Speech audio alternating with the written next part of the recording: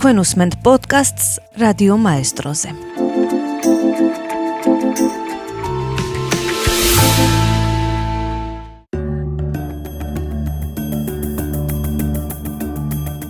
მე ჩემს პირადობას ველოდები, ამბობს მეჰრან კარიმი ნასერი. ის თითებით ეხება თავის კანზე გაჩენილ დაზიანებას და ერთი ჩასუნთქვით ეწევა სიგარეტის თითქმის ნახევარს. შემდეგ ამოიოხრებს, ირგვლივ მოიხედავს და ჩუმად იღიმის. მის გარშემო წლების განმავლობაში დაგროვილი ნივთებია, გაზეთები და ჟურნალები, ტანსაცმელი და წიგნები.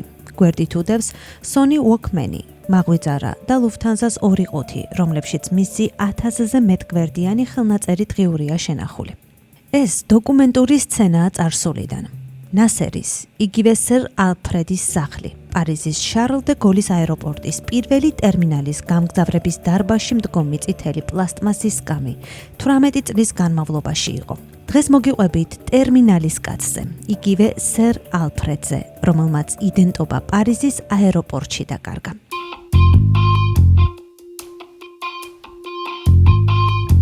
მეჰრან კარიმი ნასერის ისტორია 1977 წელს იწყება.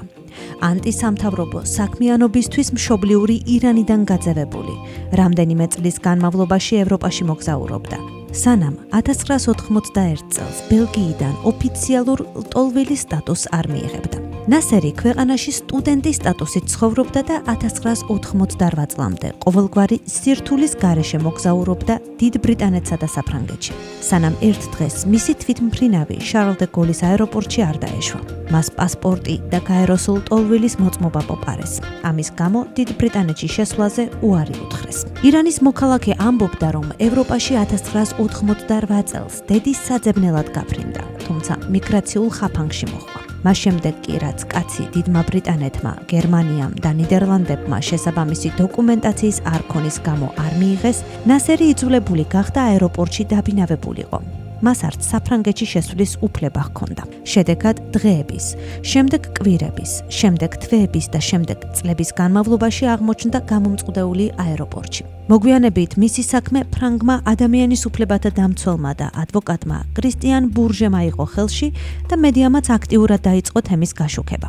რეჟისორმა სტივენ სპილბერგმა 2004 წელს ნასერის ცხოვრების მოტივებზე გადაიღო ფილმი ტერმინალი, რომელშიც მთავარ როლს ტომ ჰენქსი ასრულებს. ფილმის პრემიერის შემდეგ ნასერი კიდევ უფრო პოპულარული გახდა.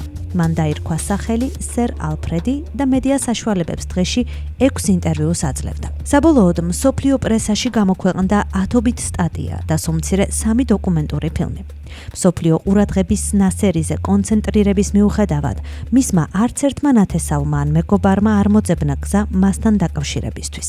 1995 წელს ბელგიის მთავრობამ, რომელმაც ნასერის ლტოლვილის დოკუმენტები თავდაპირველად გასცა, მას ბელგიაში დაბრუნებისა და ცხოვრების უფლება მისცა. თუმცა აეროპორტში 7 წლის გატარების შემდეგ ნასერიმ განაცხადა, რომ დიდ ბრიტანეთში ცხოვრებას აპირებდა, რადგან მისი თქმით, მისი დედა შოტლანდიური წარმოშობის იყო. მას შემდეგ მან რამდენიმე მოქალაქეობაზე განაცხადა პრეტენზია, მათ შორის საუბარი შეეხო შვედურ, შემდეგ დანიურ და ფინურ მოქალაქეობასაც. გარდა ამისა, იმ დროისთვის ნასერი, რომელიც საკვების კუპონებით ირჩენდა თავს და ხანდახან ფულადი სახით და ტანსაცმლითაც ასაჩუქრებდნენ, ლოდინი არჩია. ამის მიზეზი სავარაუდოდ დაპატიმრების შიშიც იყო. საბოლოოდ ბელგიელები დათანხმდნენ ორიგინალი დოკუმენტების ხელახლა გაცემას. თუ ნასერი ბრიუსელში ჩავიდოდა და პირადად მოაწერდა ხელს საბუთებს. თუმცა ბურჟეს კლიენტმა გააპროტესტა ეს შეთავაზებაც, რადგან მას საზღვრის გადაკვეთა ამავე დოკუმენტების გარეშე არ შეეძლო. მოგვიანებით ბურჟეს დაჟინებული მოთხოვნით დოკუმენტები ბრიუსელიდან გაიგზავნა აეროპორტში. ნასერიმ გადახედა მათ და კვლავ უარი თქვა ხელმოწერაზე. ეს ჩემი სახელი არ არის, ასეთი იყო მისი მოტივი. საბუთებში მის სახელად მითითებული იყო მეჰრან კამარი ნასერი. ნასერის თქმით, ირანი აღარ იყო მისი დაბადების ადგილი. შედარებით ადრე ამ საკითხზე მან ისაუბრა მედიასთანაც. ერთ-ერთ გაზეთს თავისი ახალი სახელის შესახებ განუმარტა. დიდი ბრიტანეთის საიმიგრაციო ფორმები გვთავაზობს სპეციალურ გრაფას. ადგილს მიღებული სახელისთვის და მე ალფრედი ავირჩიე, რადგან ჩავთვალე, რომ კარგად ჟღერდა. ერთ დღეს მათგან წერილი მივიღე, რომელიც ჩემს სახელზე იყო გამოგზავნილი. ფურცელზე ეწერა ძვირფასო ბატონო ალფრედ და ასე დარჩა. სერ ალფრედი საიმიგრაციო ფორმაში დაიბადა და ის მეც ავირჩიე. ალფრედისთვის იდენტობა ეგზისტენციური საკითხი გახდა. თანამედროვე საერთაშორისო აეროპორტი ქვეყნებს შორის გადაადგილების უმართავი წერტილი კი შესაძლოა ყველაზე უკეთ გამოხატავდა მის პრობლემას. როდესაც ჟურნალისტმა მეთიუ როუზმა მის სკამზე ბიგ მაკის ჭამის დროს ალფრედს ჰკითხა, ირანელი იყო თუ არა, მან უპასუხა, რომ არა და ჯერ კიდევ ელოდა იმის გარკვევას, თუ საიდან არის სინამდვილეში, ვინ არის სინამდვილეში და სად არიან მისი მშობლები ახლა. გაეროს ლტოლვილთა უმაღლესი კომისარიატი დაადგენს ჩემს ვინაობას და დაბადების ადგილს, ამბობდა მაშინ თავდაჯერებულად. თუმცა ორგანიზაციასთან არანაირი კონტაქტი არ ჰქონია 2000 წლის შობამდე. ის თავის ბევრ პრობლემაში ირანს ადანაშაულებს. განუცხადა აეროპორტის მთავარმა ექიმმა, დოქტორმა ფილიპ ბარგენმა 1999 წელს ერთ-ერთ გაზეთს. ჩვენ უნდა დავარწმუნოთ, რომ იურიდიულ დოკუმენტებს თავისი ნამდვილი სახელით მოაწეროს ხელი. ეს სასაცილო სიტუაცია. ეს არა მხოლოდ სასაცილოა, არამედ სკანდალურიც, ამბობდა აეროპორტის კაპელანი პერე ფურნიე, რომელიც ნასერის ლამაზ თაღლითს უწოდებდა. ფურნიე თვლიდა, რომ მას არა მხოლოდ პასპორტი, არამედ ფულიც ჰქონდა. ფილმებიდან და იმ ფულიდან, რასაც ხალხი აძლევდა. დოქტორი ბარგენი კი, რომელიც ალფრედს სასიამოვნო ადამიანად მიიჩნევდა, ამბობდა, ის ცოტა გაბრაზებულია. მას ყველა საჭირო დოკუმენტი აქვს, მაგრამ არ მიდის.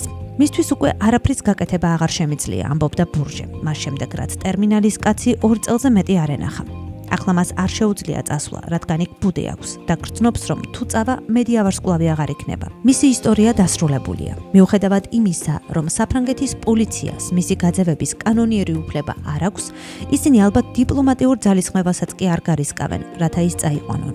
მათ არაფრის მოსინჯვა არ სურთ, რადგან მაშინვე ათობით რეპორტიორი გაჩნდება იქ ამბის მოსაყოლად, ამბობდა ბურჟე. გაეროს ლტოლვილთა უმაღლესი კომისარიატის პარიზის ოფისის წარმომადგენლობა კი აცხადებდა. ეს სრული სიძულელია. არა, ჩვენ არ ვცდილობთ მისი დედისა და მამის პოვნას და მისთვის ვინაობის მიცემას. მიუხედავად იმისა, რომ გაეროს ლტოლვილთა უმაღლესი კომისარიატი მუშაობს აეროპორტებში, ძირითადად თავშესაფრის მაძიებელ უცხოელ მოქალაქეებთან, ალფრედს აქვს ყველა საჭირო დოკუმენტი.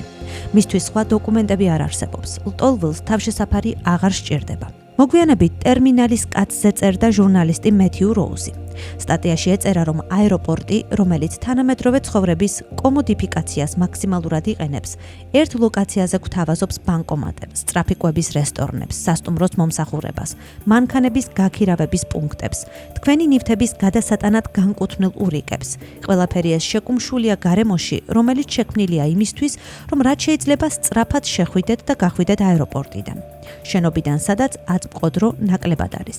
სტატიის თანახმად, ცოტა თუ დადის იქ საკუთარი სიამოვნებისთვის, თუმცა თვითმფრინავში ჟურნალები საპირისპიროში გვარწმუნებენ უბაჟო შოპინგისა და მაღალი კლასის პირველი კლასის ლაუნჯების აქციებით. ლურჯიცის, თეთრი პლაჟების პერსპექტიული რეკლამებით მოჭედილი და მოხეტიალე შეიარაღებული პოლიციელებით სავსე აეროპორტები იდეალური ადგილებია მომავლის გასატარებლად. თუ სახლი არ გაქვთ და გსურთ, რომ ხალხი თქვენთან მოვიდეს. ალფრედი წლების უმეტესი ნაწილის განმავლობაში მაკდონალდსთან ახლოს ცხოვრობდა. მან შობა და ახალი წელი მის მიერ შეძენილ პატარა მრგვალ მაგიდასთან აღნიშნა, რომელიც ეტლებისა და ნივთებისგან შემდგარი სამყაროს ცენტრში განათავსა. ის ფრანგულად არ საუბრობდა და ამბობდა, რომ არ ოცნებობდა. მას არ ჰყავდა მეგობრები და აეროპორტის თანამშრომლებთან მცირე კონტაქტი ჰქონდა, თუმცა ყველა იცნობდა. რა თქმა უნდა, ალფრედი ცვლილებების დამკვიდრებელი იყო. ის სამყაროს ყოველდღიური გაზეთების საშუალებით უყურებდა, თუმცა ის ასევე აკვირდებოდა მის გარშემო არსებულ მიკროსამყაროს ცვლილებებს. მაკდონალდსი ადრე ბურგერ კინგი იყო.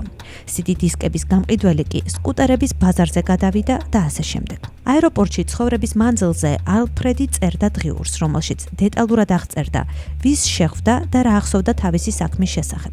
ყოველ დღე რამდენიმე მომენტი, ამბობდა ის. არ ჰქონდა მობილური ტელეფონი და გაურკვეველია იცოდა თუ არა მისი გამოყენება. არასდროს უნახავს ინტერნეტი, თუმცა იცოდა, რომ მასზე მისი პოვნა შესაძლებელია. 2022 წელს აეროპორტის წარმომადგენელმა სააგენტო France Press განუცხადა, რომ ნასერი 12 ნოემბერს დღის პირველ ნახევარში ბუნებრივი სიკვდილით ტერმინალ 2F-ში გარდაიცვალა. აეროპორტის წარმომადგენლის თქმით, 77 წლის ნასერის პირად ნივთებში დღიური და რამდენიმე 1000 евро იპოვეს. მიუხედავად ყველაფრისა, შესაძლოა გამხდარმა, მელოტმა, დახვეწილმა კაცმა ულვაშებით, საბოლოოდ იპოვა თავისი ადგილი, რადგან 1999 წელს სპეციალური ევროპული სამოგზაურო ვიზის მიღების შემდეგაც კი, რომელიც მას საშუალებას აძლევდა ემოგზაურა და ეცხოვრა ევროპის ნებისმიერ წერტილში, ასევე ამერიკაშიც, აეროპორტის დატოვებაზე უარი განაცხადა.